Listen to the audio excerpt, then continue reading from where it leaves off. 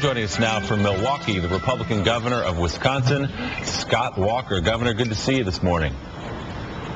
Good morning. Good to be with you. Also with us on set, the host. I said all is good in the world. The Packers are headed off the home field advantage. The Badgers are going to win the Rose Bowl in a couple of days. You can't get any better in Wisconsin. I like your sunny optimism in the face of a recall election. We'll talk about that in just a second. Also with us, the host of Now with Alex Wagner, every single day at noon. Day. With the exception of Saturday and Sunday. Are you not working the weekends? I'm not yet. Wow, we're easing you into this. Yeah. Governor, you're facing a recall election less than a year now before you were brought into office. January the 3rd of 2011 probably feels like a long time ago to you. I know you've expressed some regret in the way you handled and the way you communicated putting your bill out last February, but do you have any regrets about the content of that legislation at this point? Well, what I mentioned to Mika, you're right, before, was that if I look back, 2020, vision, looking backwards is always much clearer, but I would have spent more time in January and February explaining what we were doing, explaining the rationale for it. Because if you look at the reason we did this, I mean, a great example is a year ago, school districts were spending tens of millions of dollars more than they needed to because they couldn't bid out their health insurance. Now they're saving tens of millions of dollars because of those reforms. A year ago, we had abuses of overtime because we had, for example, in Madison, a bus driver making $150,000 a year because of overtime, or correctional officers calling in sick and then working the next shift. I think if people had heard more of the details of that up front, it would have made more sense. But in terms of what we did, we've seen the last 2 weeks property tax bills go out. Nearly every district has seen their property taxes the same or lower. We saw a few months ago our schools where kids like my kids went back to public schools and saw the schools in most parts were the same or better. The reforms themselves, I think, largely are working. The key was we just didn't do a very good job up front explaining the need for those reforms. You're talking about some of the financial concessions you asked public workers to make, but was it too aggressive to strip them or to attempt to strip them of their right to bargain collectively? Well, collective bargaining is not a right. It's an expensive entitlement. I saw that for 8 years as a county executive where I worked in local government, where we tried to avoid massive layoffs. We tried to avoid some of the more difficult decisions that local government officials in the past have been forced to make.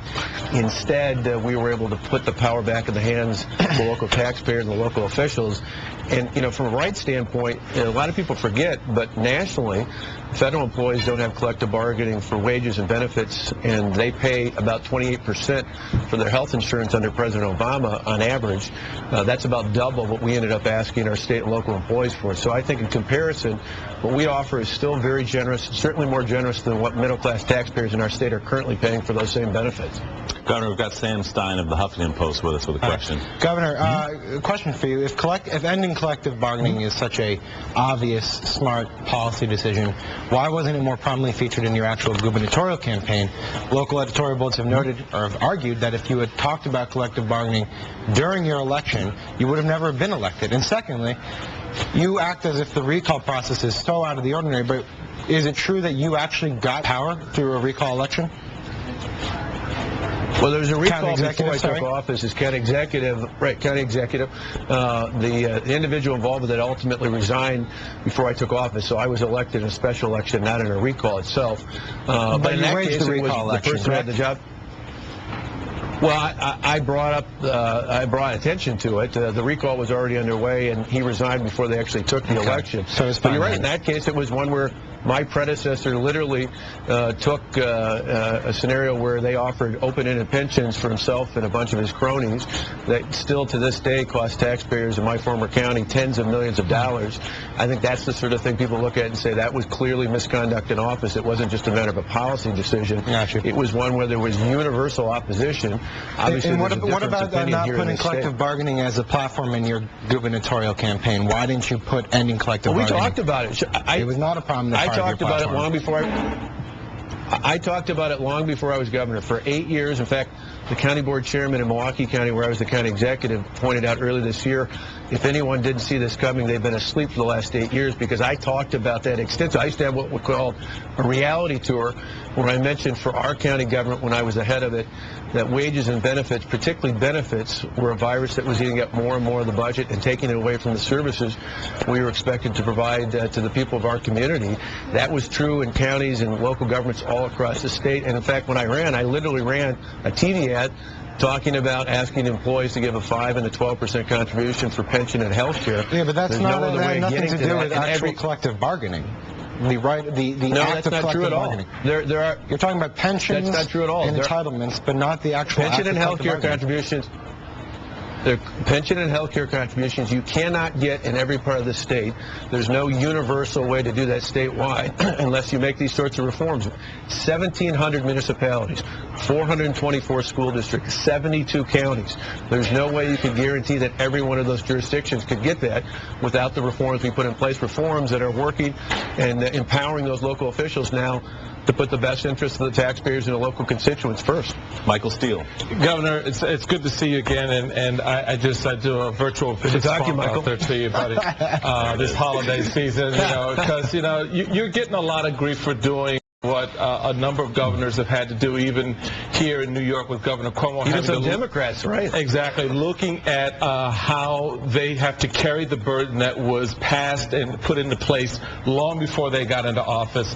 And I think you will find, and I want to get your impression of this, that when you look at someone like a Mitch Daniels, who was very much in your same position when he came into office his first term, making those types of decisions. 4 years later, was elected with 70-some% of the vote. How do you see yourself riding through this particular storm, and how are you communicating now differently to those voters than you were when you were in the heat of battle? I mean, have you sensed the voters are beginning to appreciate, as you alluded to earlier, the reforms that you put in place? Has your messaging changed there? Because I think you've kind of been left out in the cold on the messaging side, quite frankly, by the political establishment of the GOP, but that's a whole other conversation. How are you now managing to move this ball forward so that you can do the people's business in spite of the recall effort?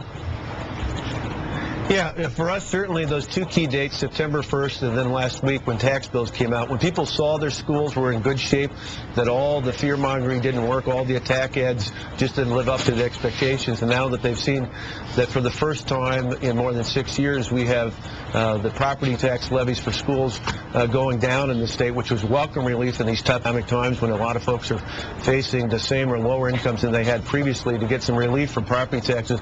Huge benefit. The biggest thing, though, we've been doing is showing testimonials, showing moms and dads, school teachers at the high school and elementary school level, school board members, small business owners, all those people talking directly to the people of the state and ads that we've been running about how the reforms are working for them. And in some cases, we even had an elementary school teacher say that he was worried that there were going to be fewer teachers in his school, and that ultimately would affect his classroom.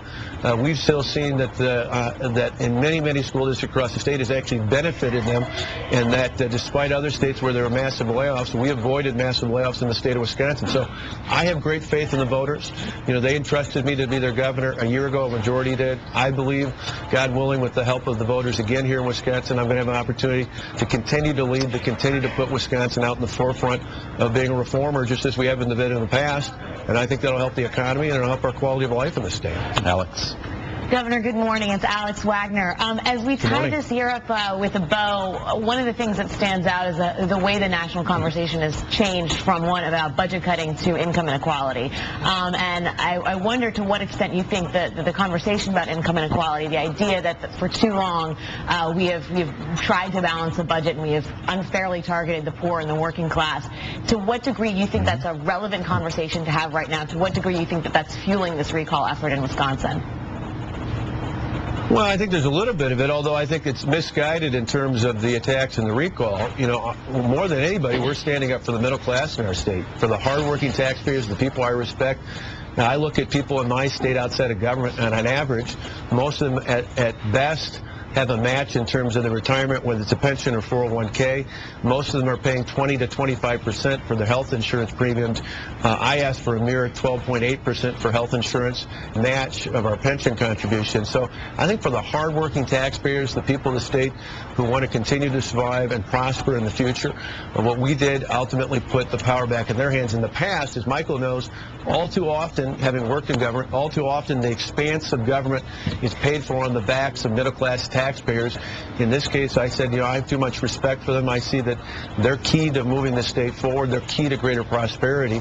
And so the benefits we put in place, the changes we made, ultimately benefit the middle class, I think, the most in our state, and hopefully will continue in the future. We put in place other policies that make it more attractive to create jobs. And again, the middle class and low-income individuals would benefit from more jobs in our state as well. And we took a year ago, our employers, when they were surveyed by the statewide Chamber of Commerce, 10%, just 10% thought Wisconsin was heading in the right direction. Now 88% say we're heading in the right direction, and the majority say they're going to add more jobs in the future, and that's what our people need, more jobs. Governor Walker, we're 5 days away now from the voting in Iowa. Which of the Republican candidates do you believe gives your party the best chance to defeat President Obama? Well, because of the recall and the focus I have here in Wisconsin, I've been engaged in that campaign. Surely you have an opinion on it, though.